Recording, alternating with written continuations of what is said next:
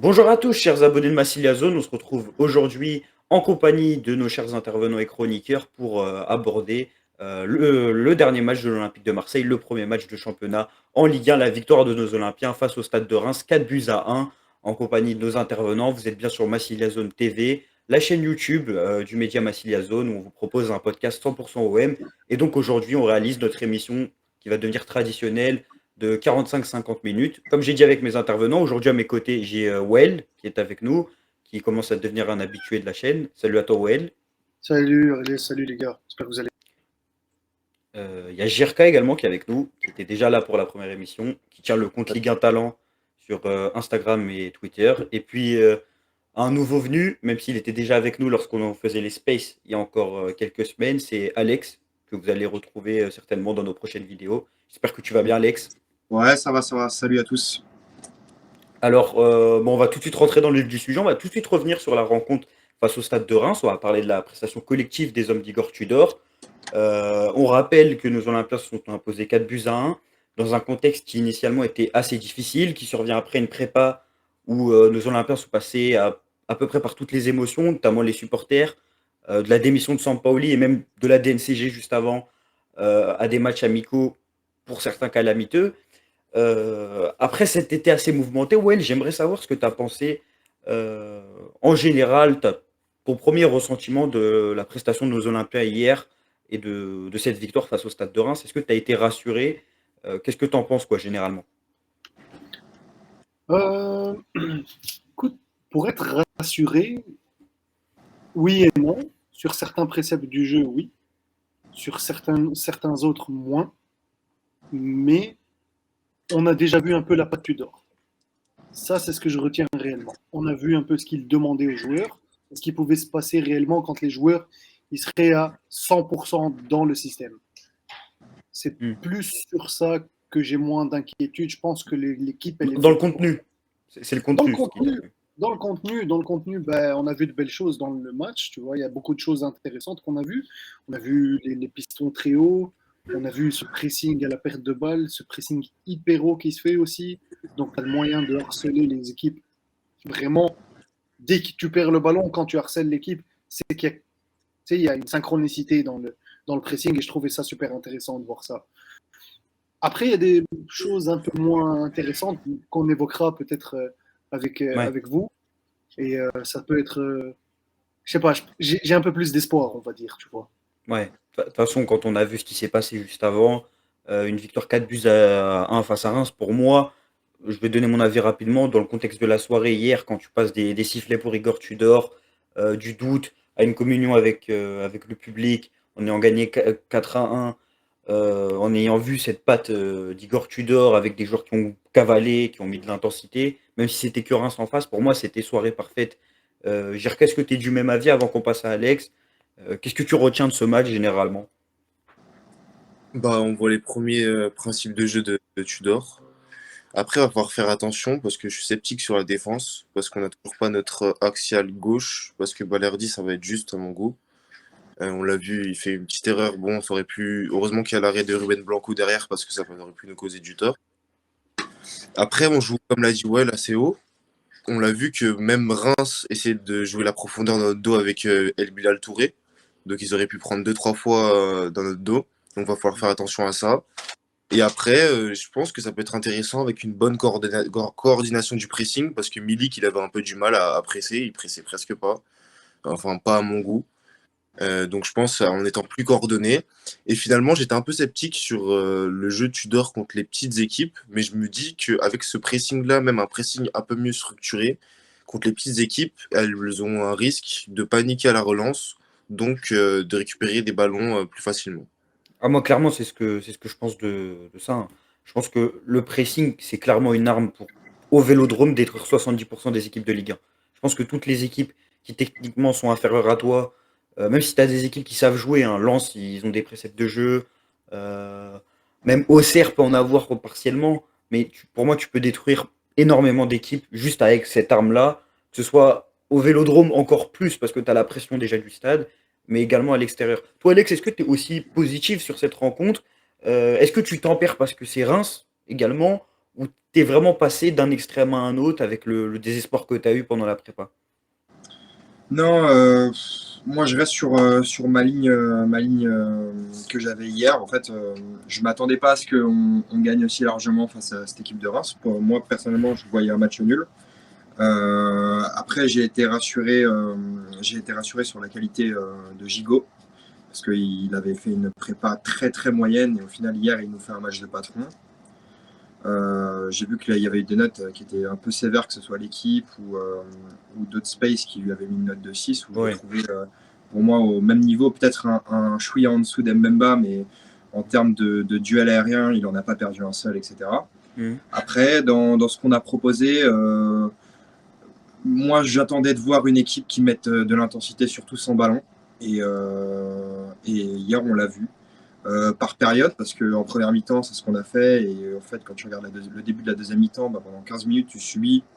T'es pas loin. Si Reims ils jouent mieux les coups, t'es pas loin d'en prendre un plus rapidement. Après,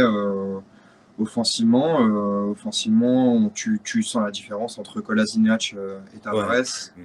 et Klose et Lirola, hein, tout simplement. Tu Très vois l'apport, tu vois la qualité de centre, tu vois l'intelligence, aussi la- l'impact physique, que ce soit La Klose ou qualité Tavares. intrinsèque, tout simplement. Pour moi, Ouais, que ce soit Klose ou Tavares, les deux au niveau de l'impact physique, même si Klose a fait pas mal de fautes sur son couloir, au moins il les bougeait. Et pareil pour Tavares, hein, qui fait quand même 1m85, qui est costaud. Mhm. Et puis sinon, Under et Gerson, ouais, compliqué.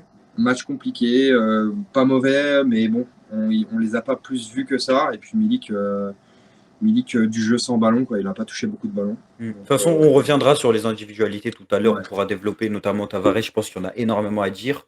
Mais Puisque, ouais. collectivement, c'est mieux que ce que je pensais. Mhm. Très honnêtement, moi, je pensais que ça allait être plus compliqué que ça. Après, il y a quand même encore des grosses lacunes, selon moi, surtout sur le point de vue défensif, que ce soit sur l'alignement ou sur les duels.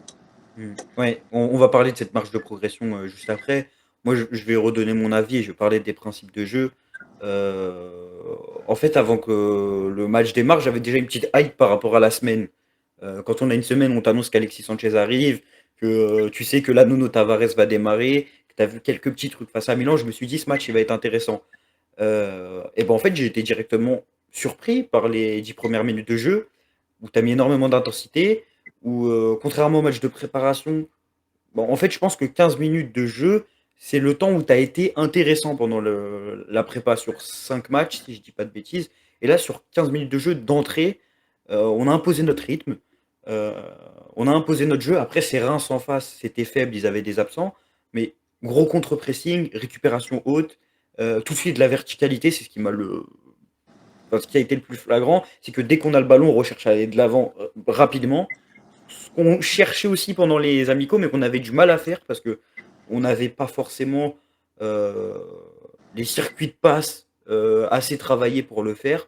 Là, moi, je vois tout de suite une idée de jeu avec des pistons qui collent la ligne pour étirer le bloc sur la largeur, des centraux qui prennent un peu plus de risques. Tu as parlé de Gigo, Alex, on reviendra sur sa prestation, mais que ce soit lui, Mbemba ou Balerdi, j'ai trouvé que ça allait plus vers l'avant. Valentin Rongier incarne ça parce que d'habitude, c'est un joueur qui joue très latéral, un peu en arrière. Il a aussi joué vers l'avant. Et puis, on a mis combien de buts en prépa? On en a mis 4, dont 3 face à Marignan Gignac. T'en mets 4, t'aurais même pu en mettre 6 pour moi parce qu'il y a des actions. La barre d'Under, si je dis pas de bêtises, à la 25e minute de jeu, où Tavares lui met une passe devant le but, il tire sur la barre, ou même Luis Suarez qui aurait pu mettre un triplé. En fait, tu Le partais des poteau de doutes. Rongier aussi. Il y a le poteau de Le, Rongier. le poteau de Rongier. En fait, tu partais avec des doutes sur le coach, enfin, qui s'est fait conspuer avant le match, hein. Il y a une bronca qu'on n'avait pas eu pour un nouveau coach à l'OM sans match officiel. Comme j'ai dit tout à l'heure, en fait, tu finis avec 4 buts. Tu rassures un peu au niveau des principes, même si c'est que Reims. Tu avais des doutes sur quelques recrues. Luis Suarez plante un doublé. Tu pouvais avoir des doutes sur tes pistons. Tavares et Klo sont impressionnés. En fait, je pense que c'était la soirée parfaite. Comme j'ai dit tout à l'heure, c'est vraiment la soirée parfaite hier à l'Orange Vélodrome. Au niveau des principes de jeu, Wael ou Jirka, celui qui souhaite répondre. Quelle différence vous voyez avec le jeu de Sampaoli sur ce premier match? Est-ce que ça vous rappelle un OM que vous avez vu précédemment ou, ou c'est quelque chose Bah, que... au début, je les voyais pas du tout repartir de derrière, construire. Finalement, j'ai quand même vu de la construction hier, même si ça essaie de se projeter très vite devant avec les pistons qui vont direct essayer de prendre le dos des adversaires. Mais sinon, après, comme point commun avec Sampaoli, il n'y en a pas tellement en vrai. Il n'y en a pas tellement. Si Ah ouais. ce n'est, bah, après, je sais pas si c'est dû à Ruben Blanco, mais tu sais, on avait Guendouzi on avait descendé pas mal. Je sais pas si c'est à cause de lui, enfin, dû au gardien qui avait du mal à la relance, mais Guendouzi devait descendre pas. Donc ça me rappelait un peu Camara qui venait récupérer la balle assez bas pour laisser la place aux défenseurs de s'écarter et pouvoir mieux relancer. Mm. Mais sinon, il n'y a pas beaucoup de similitudes parce que aussi après, on peut pas dire parce qu'avec Sampaoli, on n'avait pas du tout de piston. On n'avait aucun piston qui était capable de faire le travail. Donc on aurait peut-être vu encore un autre OM avec Sampaoli si on avait eu des pistons. C'est un peu dur à dire. Wael, toi, tu vois quelques similitudes. Qu'est-ce que tu trouves de différent avec l'homme de Sampaoli quand on parle dans les principes de jeu? En tout cas sur ce premier match, parce que Sampaoli, on a eu l'occasion de le voir toute une saison.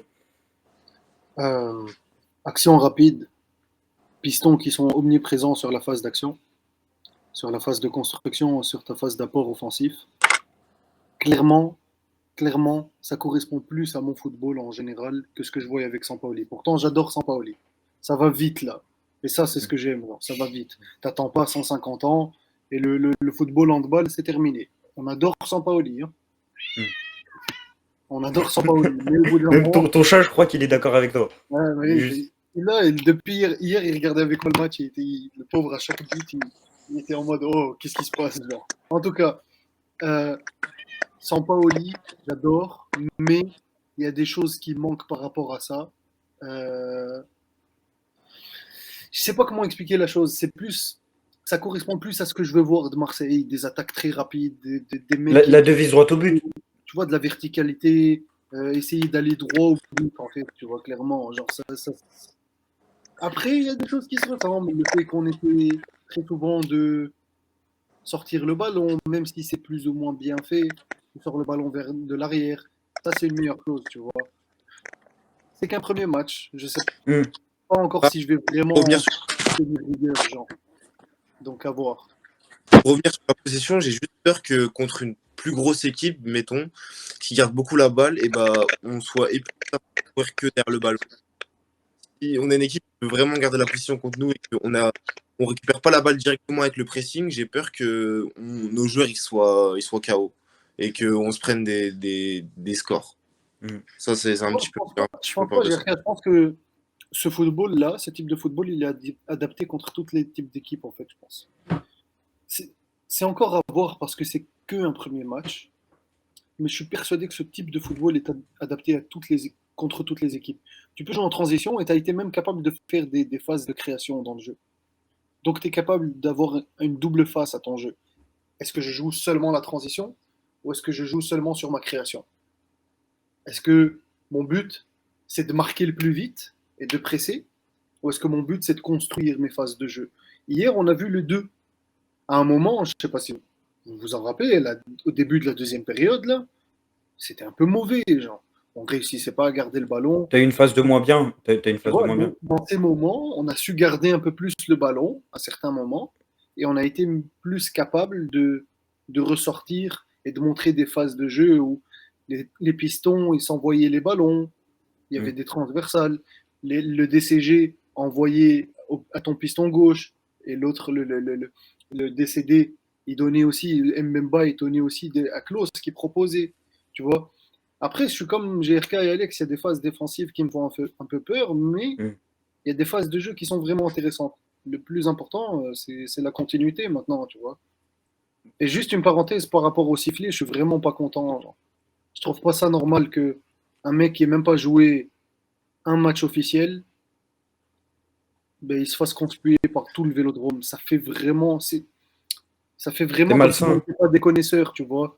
On connaît Ouais. le football, on sait que la vérité d'aujourd'hui n'est pas celle de demain. Mm. On n'a pas à siffler un mec qui n'a pas joué un match officiel. Malgré tout, qu'on attend euh, Sarri, Mourinho ou Ancelotti, on s'en fiche. Que ça soit pas à la hauteur de tes espérances, c'est quelque chose, mais il faut respecter. Hmm. Surtout, Mm. là, c'est un peu pour dénoncer cette schizophrénie, mais c'est pas pour attaquer les supporters non plus. Non, bien sûr que non. On se rappelle que Sampaoli a été sifflé aussi l'année dernière, que Bien sûr, il y a bien aussi sûr. eu des Sampaoli out qui émanaient des Sympa, ouais. tribunes. Donc, en fait, si tu te Non, tu plains peux du juste en départ, même disant, il y a des choses qui sont pas cool. Il faut laisser le temps. Il faut laisser le temps. Et aujourd'hui, on a vu que sur le premier match, tu as eu de l'impact, un vrai impact sur hmm, son jeu. Tu as vu ça. Donc maintenant, j'espère que ça a changé un peu la mise, tu vois, et que on va laisser un peu plus de temps, même si c'est pas exceptionnel contre Brest. Ben, hmm, petit à petit, ça montera en niveau, tu vois. ouais. Alex, tu as quelque chose à rajouter au niveau des principes de jeu, sur ce qui t'a plu, ce qui t'a moins plu, ce Alors, que tu trouves similaire avec Sampa? sur les principes de jeu, disons que je me laisse encore un peu de temps. Je trouve qu'on est tombé contre une équipe de Reims. Enfin, faut le dire, hein, au-delà du fait qu'ils avaient beaucoup d'absents, ils ont fait tous dans l'ensemble un mauvais match. À part peut-être Abdelhamid défensivement qui essayait de tenir la baraque, mais sinon, je les ai trouvés vraiment mauvais et nous, je les ai trouvés bons, mais sans plus. Après, principe de jeu, oui, on voit directement que bah, c'est plus comme avant, quoi, qu'on n'a plus des phases de possession. On a des joueurs qui osent beaucoup plus sur les couloirs, qui tentent beaucoup plus. On a vu le match de Nuno Tavares et pourtant c'est celui qui a perdu le plus de ballons hier. Il en a perdu 19. Et au final, quand tu revois son match, voilà, quoi, c'est un match complet. Après, je suis assez d'accord sur le fait qu'on a vu un petit peu des deux. Maintenant, j'ai trouvé l'opposition quand même très faible en face, et donc Ouais. j'attends de voir qu'est-ce que ça donnerait contre une équipe Hmm. déjà du top 5, top 6. Tu as parlé de ballons perdus, il y a aussi un autre élément qui est très important, j'en ai parlé avec le contre-pressing, c'est la récupération. Euh, Nuno Tavares perd beaucoup de ballons. C'est pas celui qui en gratte le plus, mais qui livre quand même une grosse prestation. On va en parler juste après. Tu as Samuel Gigot, qui est l'Olympien qui a récupéré le plus de ballons face au Stade de Reims, avec, je crois, 17 ballons récupérés. Valentin Rongier, qui en a 14. C'est beaucoup quand même. Enfin, pour un, pour un défenseur central, c'est souvent les milieux qui sont amenés à gratter des ballons. Les défenseurs centraux aussi sont amenés, mais c'est sous Sampaoli, ceux qui récupéraient le plus de ballons, c'était Camara, c'était Rongier. Là, tu as Gigot, Mbemba qui se positionne aussi très bien. Donc tu vois que la récupération est enfin, haute et rapide. Dès que le ballon, enfin dès que l'adversaire a le ballon, c'est un des éléments les plus importants du jeu d'Igor Tudor. Euh, je pense qu'on peut passer D'ailleurs, directement aux individualités. de- la projection qui permettait aussi de bien trouver Klose. J'ai trouvé une belle entente entre Chancel et Klose. Ouais. C'est intéressant que Chancel peut prendre le couloir un petit peu. Il peut apporter une petite vitesse, une petite accélération qui va Ouais, des permettre passements de d'attirer fonction. le défenseur. Voilà, et que Klose puisse prendre la profondeur. J'ai bien Il aimé y a un moment, ce truc. il y a un moment, GRK, ça m'a particulièrement, enfin, ça m'a tilté de fou quand Mbemba, il fait un appel sur l'aile à la 70e minute, un truc comme ça, pour permettre en fait à ton milieu défensif de le couvrir, mais lui d'apporter une solution en plus à Klose qui revenait vers l'axe. Je trouve ça trop drôle. La possession, elle a abouti à rien, Mm. mais tu vois que finalement, il y a des similitudes. Tu vois, tes défenseurs, ils peuvent monter. Balerdi, je l'ai trouvé Ouais, moins confiant parce que je pense que Balerdi commence à changer sur certaines choses. Je ne sais pas si vous avez remarqué, mais il contrôle moins le ballon. À Mm. plusieurs reprises, il dégage. À Mm. plusieurs reprises, bouf, ça va par terre. Ça Balerdi qui était un positionné central défenseur, gauche, hein. on voit. Tu Balerdi vois, qui était positionné central gauche. Parce que, je pense d'ailleurs qu'il y a un central gauche qui va arriver dans pas longtemps parce qu'il n'y a pas de gaucher en défense. non, Euh, juste pour rebondir très rapidement sur Mbemba, moi, ce qui m'a vraiment marqué hier au niveau de la relance, hein, je parle, c'est le nombre de touches. Ça va très très vite. Il n'y a pas de touche inutile comme tu vois avec des Balerdi ou avec des Kaleta Tsar, où les mecs font 5-6 touches en trop. Non, directement, hmm. c'est contrôle, rôle, j'oriente Mmh. directement. Et en fait, ça amène du dynamisme. Ça oblige le bloc rémois à coulisser. Et ça accélère le jeu. Moi, c'est ce que je reprochais à Balerdi déjà l'année dernière, le peu de fois où il jouait. Et c'est ce que je reproche à Douillet quand il joue. Et quand il jouait l'année dernière, c'est qu'en fait, tu avais des matchs avec Sampaoli où tu avais besoin d'amener du mouvement et de la rapidité dans le coulissement du bloc. Et au final, avec un Douillet qui te fait 5-6 touches avant de choisir sa passe, et ben, tu perdais l'avantage que tu avais. Donc, Mmh. franchement, Mbemba dans la relance, très solide. C'est Dans pas les très duels, propre, hein, mais c'est bien. Genre. ouais, Tu peux ouais, mieux mais faire, mais c'est très bien. en même temps, je pense qu'il se rassure, que ce soit Giga ou Mbemba. Exactement. On est au début, il se rassure. Et puis, je préfère une défense assurance tout risque qui t'a envoyé un ballon en touche, comme on a vu Klaus le faire à un moment donné où il était pris de vitesse, où il revient in extremis et où il balance en touche, que une tentative de relance foireuse. Enfin voilà, quoi, on n'est pas à Manchester City non plus. Et je Mmh. pense pas on est capable de jouer comme ça en Ligue des Champions contre des équipes qui ont l'habitude de le faire, comme en PL. Donc autant pas prendre de risques. Moi, franchement, ça me dérange pas qu'ils balancent des longs ballons. Surtout si Ouais. c'est pour derrière aller les chercher, que ce soit à 30 ou à 40 mètres de leur Ouais, but. parce que du coup, le pressing est aussi une arme pour créer des occasions. Cette saison, c'est vraiment. Ouais. Enfin, c'est ce qui contre Reims. Il y a eu pas mal d'occasions qui ont été créées grâce au pressing. Il y a eu aussi quelques phases de possession qui ont emmené à des occasions. Si je dis pas de bêtises, le premier but, le contre son camp de Face, c'est un centre de Klose qui est la conclusion d'une possession, où tu as ton 9 qui pèse sur la défense adverse. En parlant de Klose, on va rentrer tout de suite dans les prestations individuelles.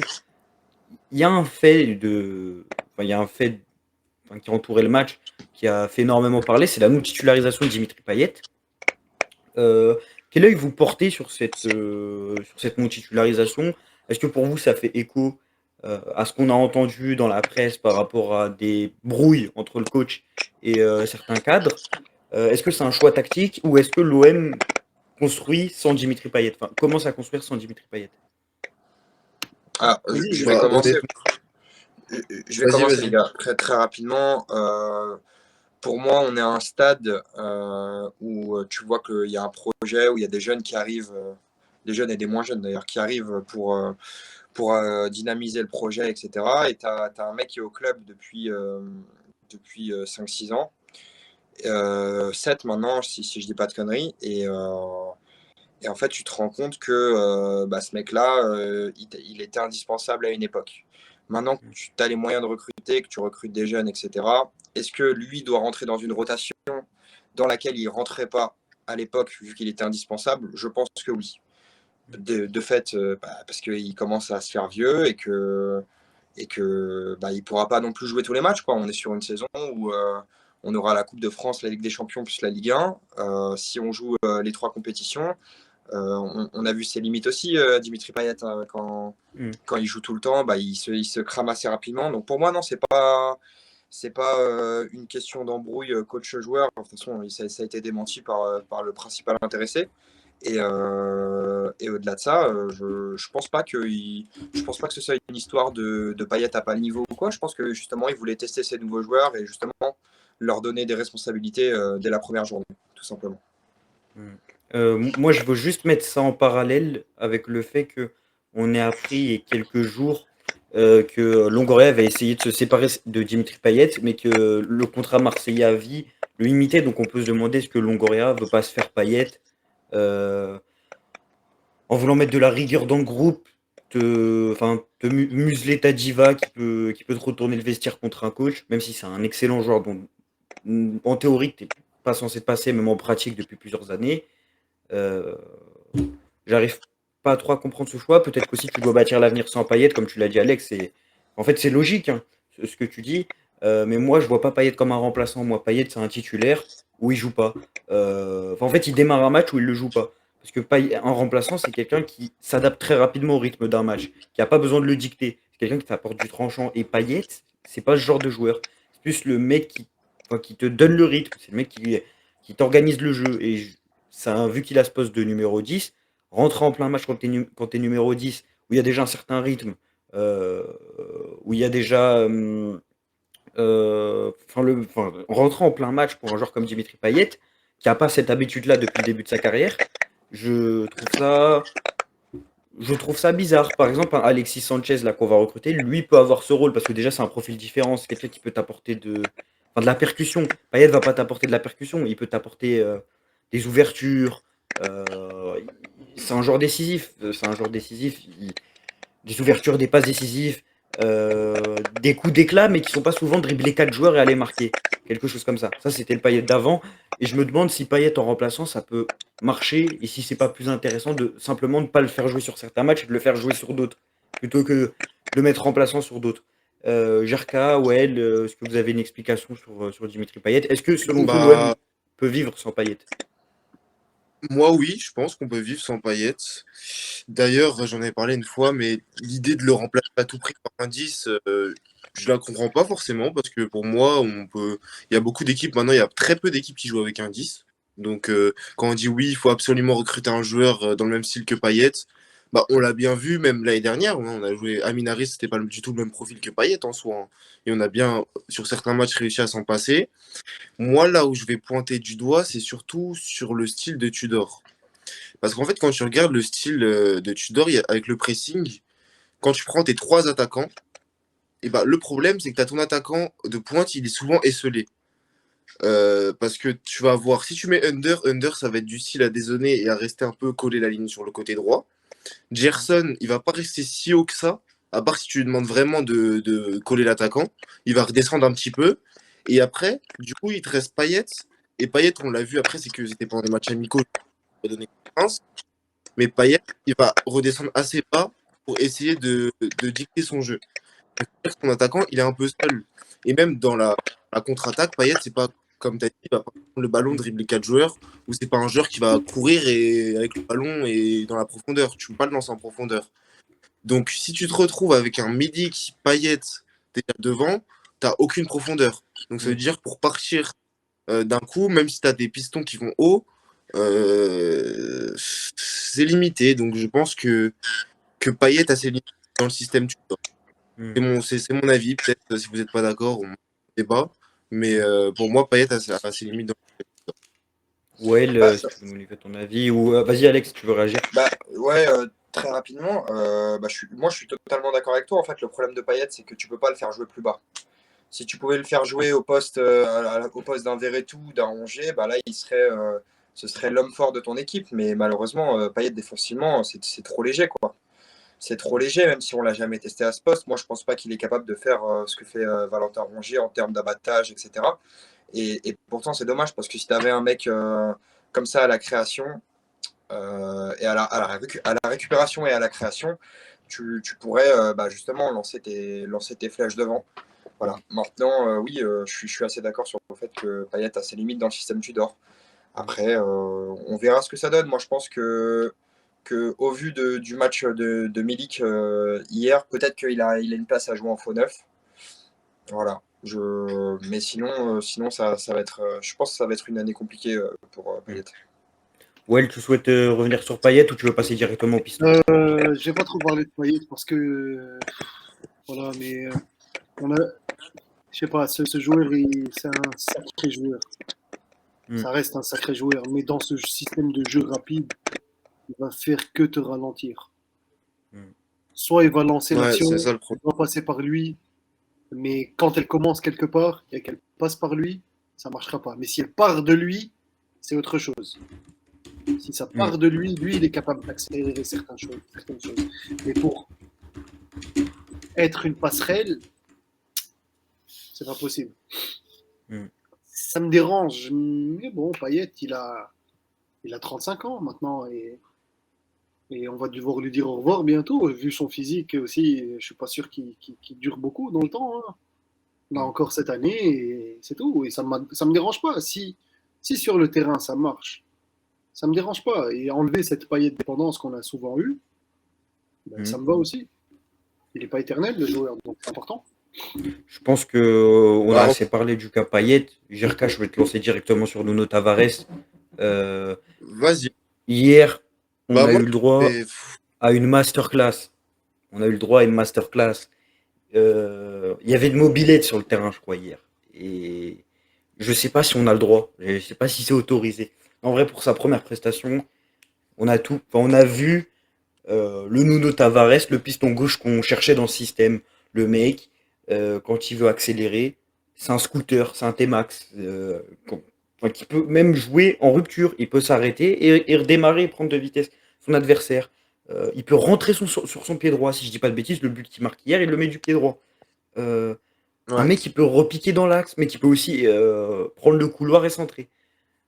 Hier, franchement, Nuno Tavares aurait pu également livrer un assist si Under ne frappe pas sur la barre. Et grosse prestation, vraiment grosse prestation de Nuno Tavares qui a été notre top dans nos notes Instagram avec la note de 9 et qui a donc été auréolé du titre d'homme du match. Si tu dois revenir sur cette prestation, Jirka. Bah déjà, on avait vu des prémices contre Milan. On avait vu un joueur très explosif qui était capable d'avoir un bon niveau technique. Ça veut dire qu'il n'est pas embêté avec le ballon. Et ça fait vraiment du bien, ça change par rapport à ce qu'on avait avant. Parce que quand tu passes de Kolasinac, Amavi, Luis Enrique, on a fait un peu tout et n'importe quoi, même Gerson piston. Bah là, ça fait vraiment du bien d'avoir deux pistons d'ailleurs. Mention aussi à Klose. Mais même sa qualité de centre, on sait qu'il est capable de centrer. Même à un moment, ce que j'ai aimé, je sais pas si c'est vers la fin du match, il revient sur son pied droit pour centrer. Et c'est sur Luis Suarez d'ailleurs qui après la met à côté.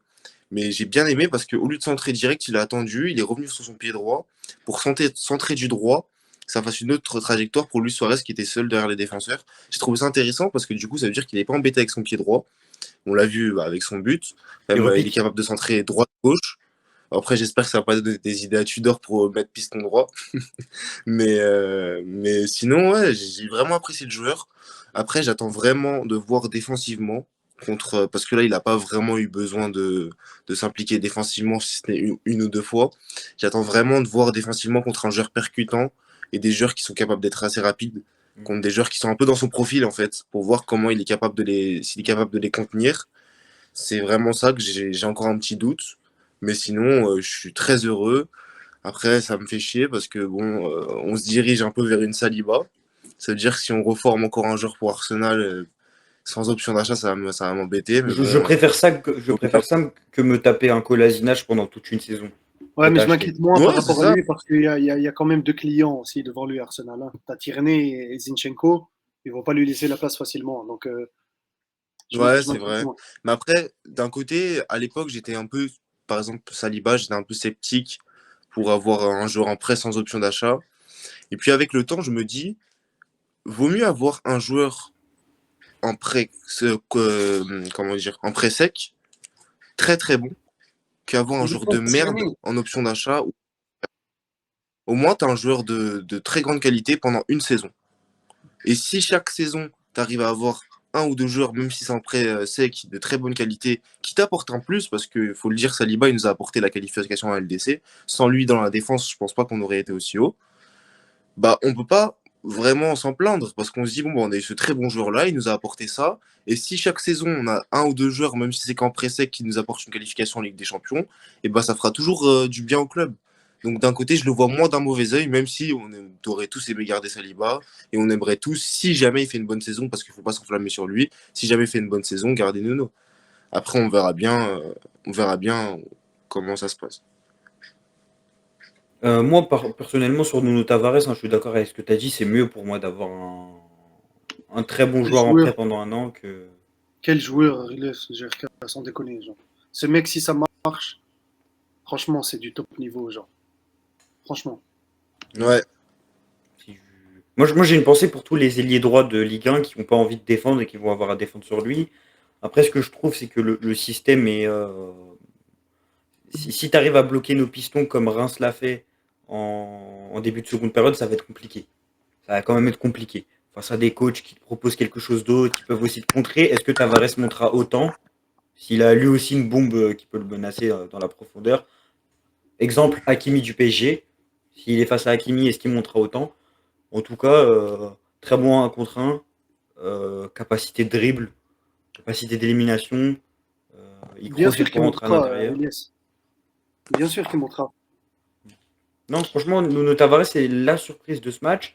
Et, qu'est-ce que je voulais dire du coup? Jonathan Klaus, je vais te laisser en parler. Ouais, de la prestation de Jonathan Klaus. Qu'est-ce que tu as pensé du coup qui est impliqué sur le premier but? C'est lui qui réalise le centre. Euh, Nous, on lui a mis une note de 7 si je dis pas de bêtises. Du coup, Tavares, on avait mis 9. Il fait partie du rang des troisièmes joueurs les mieux notés, avec Valentin Rongier, Gendouzi. T'as pensé quoi de sa prestation à Jonathan Klaus? Euh, Klaus, Mhm. lui aussi, c'est une mobilette de son côté, mine de rien. Il fait beaucoup d'allers-retours, il participe beaucoup au jeu. À plusieurs reprises, il est rentré même dans l'axe pour proposer une solution. Je trouvais que c'est un super match de Klaus. Je pense que je veux voir plus par rapport à lui. Mais hier, c'était les prémices d'un très bon match. Tu l'as vu depuis le début du match, le mec sur ses prises de balles, il allait toujours vers l'avant. Toujours. Et ça change. Que le mec qui récupère le ballon, qui tourne, qui dit ah merde, qu'est-ce que je vais faire avec la balle? Là, le mec, il avait une idée en tête, c'était d'aller coller à sa ligne et d'avancer le maximum. Mhm. Exactement. Le premier but, il vient comme ça de lui. Et même le troisième but, le mec, il se retrouve dans la surface après un corner, il remise en tirant sur Suarez. Mhm. Et troisième but, Mhm. simple. Le mec, il a été présent sur toutes les actions. Gros impact pour les deux recrues. On a parlé vite fait de Chancel Mbemba. Moi, je vais dire rapidement, taille patron. Chancel Mbemba, j'ai rapidement compris que sur la ligne défensive marseillaise, ça allait être lui le leader. Il n'y a pas eu besoin de 15 000 matchs amicaux. Il n'y a pas eu besoin de 3 millions de minutes. Moi, j'ai vu Saliba partir. Je vois Chancel Mbemba arriver. Certes, c'est pas au même stade de leur carrière. Certes, Chancel Mbemba avec ballon, même dans la gestion de la profondeur, enfin, plutôt dans les courses qu'il peut faire pour rattraper la profondeur, c'est pas Saliba. Par contre, je vais lui trouver un point un peu plus. Enfin, un bon point enfin, par rapport à Saliba. C'est que pour moi, il fera pas d'erreur. Il ne fera pas d'erreur d'inattention comme Saliba pouvait avoir des relâchements par match. Avec Mbemba, tu as un joueur fiable. Enfin, fiable. Saliba est fiable, mais tu as un joueur d'expérience. Un mec qui sait gérer les temps faibles. Un mec qui sait gérer un résultat. Peut-être que ce qui manque encore à Saliba, peut-être qu'il va l'avoir avec Arsenal, avec l'exigence qu'il aura autour de lui, le fait que ce soit la première ligue. Mais tu gagnes peut-être au change sur ce point-là. Tu perds au change parce que pour rattraper un défenseur, Chancel Mbemba, même s'il a été flashé quatrième joueur le plus rapide, je pense pas que ce soit le meilleur joueur d'Europe. Par contre, euh, pour tenir ta ligne défensive, même sur les ballons aériens, le mec fait 1m80, 80, je crois, 82, 83. euh, il monte plus haut que Saliba qui fait 1m90. Donc Saliba, ça reste peut-être mieux, mais Chancel Mbemba, ça reste très très très fiable et libre. Bah ouais, comme je disais, ouais, même tout à l'heure, moi en plus, j'ai bien aimé son début d'entente avec Jonathan Klaus. Je pense qu'il y a quelque chose là, à creuser là-dessus, qui lui permet à Klaus de se libérer un peu du marquage de son défenseur, qui lui permet un peu de prendre l'espace dans le dos. Défensivement, bah, pour moi, c'est notre meilleur défenseur. Je sais il y en a beaucoup aussi son avis que s'ils se disent que si Keita Kerr se remet la tête à l'endroit, ce sera notre meilleur défenseur. Mais j'ai un doute parce qu'Mbemba, voilà, c'est des références en Europe. Il vient quand même de Porto. Porto, c'est pas des paysans. Euh, Parce que c'est pas des paysans. mais voilà, franchement, ce qui me dérange dans la défense, ça va être Balerdi. Gigot, j'attends encore un peu pour juger. Parce que, en l'occurrence, quand tu prends la différence entre Mbemba et. Pour moi, Mbemba et Gigot, je les avais vus. Les deux, j'avais pas vu jouer. Et bah, Mbemba, j'ai direct mon avis. Je vois direct qu'il est au niveau. Alors que Gigot, j'ai encore un gros doute. Franchement, je. Voilà. On est un peu dur Voilà. avec lui, Gigot. Je trouve qu'il n'a pas fait un match dégueulasse hier. Mais comme Balerdi, hein, je trouve qu'il n'a pas fait un match dégueu à part sa bourde là. Mm. Balerdi, sur tout le match, il était présent. Il a gêné au maximum les attaquants. Mm. Gigot, bon, c'est encore un peu grand pour lui, mais il va s'adapter. Genre, il est un peu lent par contre. Pendant qu'on Mm. parlait des recrues, Il est un peu il trop y a, lent. il y a une autre recrue qui s'est fait remarquer. Au début rêvé pour elle également. Monsieur Luis Suarez. Alors, Pas Milik, titulaire. Milik a joué pendant 60 minutes. Euh, on va dire les termes, on n'a rien vu. Non, mais Luis Milik, tu peux Suarez. le faire jouer 120 minutes comme ça, il fera rien du tout. Mais tu peux le faire jouer pendant 3 jours, il marquera pas comme ça. Bah, On a aussi, vu. le problème de Milik, c'est que quand tu n'arrives pas à marquer, aide au moins tes coéquipiers sur le terrain, quoi, dans le jeu sans ballon. Et même le pressing, les trucs comme ça, on l'a pas vu, quoi. Et c'est pour Il ça est que comme désorganisé, l'heure, ce ça me mec. Il n'est dérange. jamais dans la coordination, genre. Jamais dans le Parce bon que, tempo de son pressing. On Jamais. va arrêter de le massacrer. On va arrêter Non. de le massacrer. non, Milik mais a été Ne mauvais. Il a eu massacre la. pas. Il est, Non, tu non, non, sais mais, très non, mais, bien non, mais regarde, on va dire, on va faire vite parce que je pense qu'on va aller sur Suarez. Ouais. Milik, il a eu 4,5. La moyenne de l'équipe, elle est de 7. C'est clair et net. Je pense qu'on a été aussi gentil sur le 4,5. Peut-être parce qu'il a été intéressant dans le jeu de tête. Il a permis au bloc d'avancer. C'est peut-être le seul truc qui a été intéressant Il sur a les fait combien relancements. de fois? Il a permis au bloc d'avancer combien de fois? Bon, 3 bah, Deux quelquefois, fois. fois? stabiliser le ballon, tu vois, en protégeant le ballon et en faisant tourner, ce qui peut être intéressant. Je voulais juste faire le parallèle de ce que je disais tout à l'heure par rapport à Payet. C'est que je viens de penser à quelque chose. Après, je sais pas si c'est comme ça que Tudor le voit. Mais peut-être que c'est difficile d'aligner Milik et Payet ensemble. Alors que peut-être il alignera Payet avec justement Luis Suarez et peut-être Under ou quelque chose comme ça pour que quand on en parlait tout à l'heure, tu mets Payet en faux neuf ou disons si Payet redescend pour dicter le jeu, au moins il a deux flèches qui peuvent partir. Et je pense que mélanger Milik et Payet en même temps, et ben ça te fait vraiment une attaque anti-transition. Voilà, vraiment. Donc je pense que peut-être on verra Payet quand Milik sera pas là ou inversement. Peut-être. Après, je suis pas sûr, c'est qu'une supposition, mais c'est possible. Et en tout cas, Luis Suarez, c'est intéressant. Va falloir vraiment après, va falloir qu'il s'améliore aussi Il ne faut pas qu'il dans soit son. titulaire, Suarez. C'est un impact Comment. player, ça se voit. Il ne faut pas qu'il soit titulaire, ce mec. Suarez, faut pas. Ça se voit que c'est un impact player. Ça se voit que c'est un mec qui vient quand les défenses elles sont fatiguées et qui va les presser. Hmm. Ouais. Il Oui, va c'est vrai. les pousser à la faute. C'est Hmm. pas. Ces prises de balles, elles sont pas bonnes, genre. Elles sont On- pires que celles de Milik, ces prises de balles. Et pourtant, Milik, je trouve qu'elles sont déjà très nulles. Et référence, enfin, confère match de Feyenoord et son contrôle en Caterpillar, là. Donc, franchement, la vérité, impact player, ouais. Milik, dans cette utilisation-là, il peut être plus intéressant que Suarez. Ok. Il y a eu un Bah, changement de dispositif. Au début, tu joues en 3-4-1-2, 3-4-2-1, pardon. ouais. Et quand Milik, ça y est, il a fatigué un peu les défenseurs, Hmm. tu as tourné en 3-4-1-2 Hmm. avec deux attaquants qui étaient Ben, Bakambu et tu sais quoi, Suarez. Well, c'est très simple, hein. En fait, il y a eu ce changement à la 80e ou à la 75e où tu as fait rentrer Verretou à la place de Gerson. En fait, tu es passé avec plus de joueurs de gestion, aucun joueur de percussion, aucun joueur de profondeur à part Suarez, jusqu'à l'entrée de Bakambu. Et tu les pètes sur un contre à la dernière minute où Bakambu joue très bien le coup. Bakambu, très bon Verretou, joueur. J'aime bien Cédric Bakambu, c'est un très bon attaquant. Et non, en vrai, dans ce rôle-là, Bakambu, quand il rentre à la Verretou 80e, aussi qui fait la récupération. Faut pas Verretou qui fait la l'oublier. récupération. Bakambu, pour moi, dans son Verretou ou rôle, Verretou? Ouais, une le, touche récupération, deux touches balle en profondeur. Franchement, j'ai aimé ça. Combien t'as de joueurs qui font ça? Ça, c'est pas rongier. C'est pas rongier. Ariles Rongier, applaudit il aurait pris derrière la son balle, doigt. juste, il aurait juste que tourné je sur lui-même rajoute. comme Verratti, en essayant de faire Verratti, mais voilà. Bon, en tout cas, Verretou, pour moi, il va très rapidement rentrer dans le 11 de départ parce que moi, il t'apporte quelque chose d'essentiel. C'est que je regardais aussi le match de Paris face à Nantes. Quand tu joues à 3 derrière, pour la relance, pour avancer vers l'avant, au lieu de balancer, il y a un truc qui est très intéressant, ça s'appelle jouer proprement. Et tu as besoin d'un milieu qui vienne faire le quatrième joueur dans ta ligne défensive, qui vienne décrocher, qui faire la relance à 3+1. Et le plus 1, c'est ton milieu de terrain. Paris, ils alternent entre Verratti et Vitinha. Et à Marseille, je pense que Guendouzi est capable de le faire, mais Verretou, c'est vraiment son truc. Organiser le jeu de l'arrière. Regista. Et là, Verretou va être ça. Et donc, tactiquement, ça sera plus intéressant à analyser. Je pense même que Verretou démarrera face à Brest. Ou pour moi, il est titulaire face à Nantes. Brest, on verra. Mais il va t'apporter quelque chose d'incroyable dans le plan sportif, Verretou, parce que c'est un très très bon joueur. Au-delà de l'extra sportif, hein, c'est un très très bon joueur. Jordan Verretou. Bah, on approche bientôt de la fin. Est-ce que vous avez Moi, je quelque chose voulais. à rajouter sur des individualités ou sur autre chose, Jirka? Enfin, moi, j'ai un petit mot à dire sur Dieng, parce qu'il était encore en tribune hier soir, du coup. Le problème va se poser, c'est que si le joueur, moi, j'aimerais beaucoup le garder. Si on le vend qui nous permet d'avoir une certaine somme et un pourcentage, je suis d'accord. Mais j'aimerais beaucoup le garder parce que je trouve ça dommage, même si tu as Luis Suarez, ça te ferait quand même un certain nombre d'attaquants. La moyenne d'âge des attaquants serait très haute. Et c'est un peu dérangeant.